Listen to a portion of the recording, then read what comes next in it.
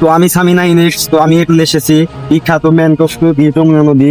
তো দেখতে পাচ্ছেন এই বিশাল যমুনা নদীতে আগে প্রায় সময় শুনতাম এই নদীতে কুমির দেখা যেত, তো এখন কুমির অত দেখা যায় না। তো কুমির আজকে যদি দেখতে পাই আপনাদের দেখা।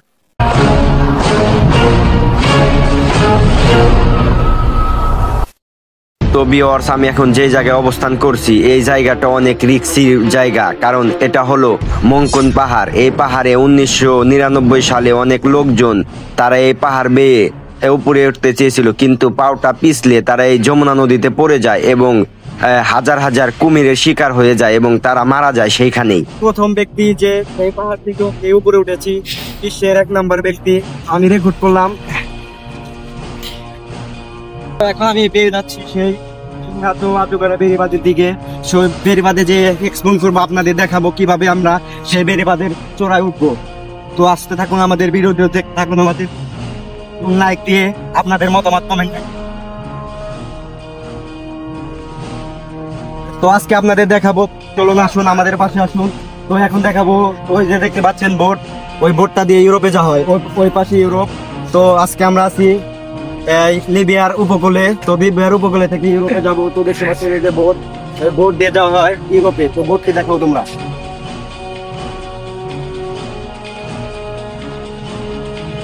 যারা যারা ইউরোপে যেতে চান আমাদের রাজগড়া বেড়িবাঁধে চলে আসুন। তো এখান থেকে বোট করা হয় ডাইরেক্ট মনে করেন যে লিবিয়া বা লিবিয়ার উপকূল দিয়ে ইউরোপে যাওয়া হয়। তো ইউরোপে যারা যারা যেতে চান আমাদের ভিডিওটি লাইক করুন।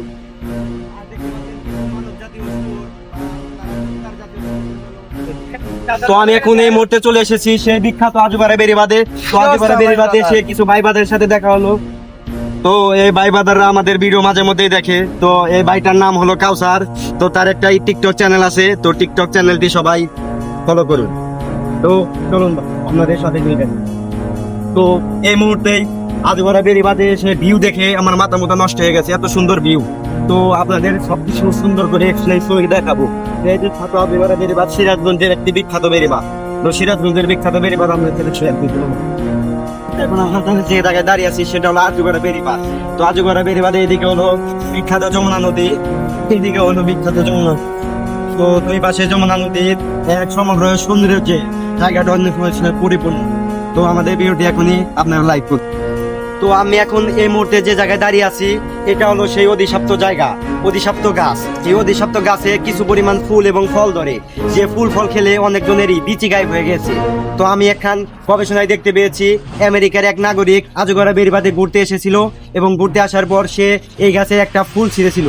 ফুলটা সে এইভাবে এই ফুলটা সে ছিঁড়েছিল এবং এই ফুলটা এইভাবে শুকেছিল, শোকার কারণে এবং এই ফুলটা গাছ থেকে এই ফলটা বেড়েছিল। এই ফলটা খাওয়ার কারণে তার বিচে একটা গায়েব হয়ে গেছিল। তিনি তারপরে সেই এই আজগড়া বেড়িবাঁধের কর্তৃপক্ষকে জানিয়েছে এই ফুলটা খেলে আমার বিচে গায়েব হলো কেন। তারপরে তারা বললো যে এই ফল গাছটা একটু ভয়ঙ্কর একটা গাছ, এই অধিশপ্ত গাছ। এখানে 1942 সালে এক তান্ত্রিক এসেছিল।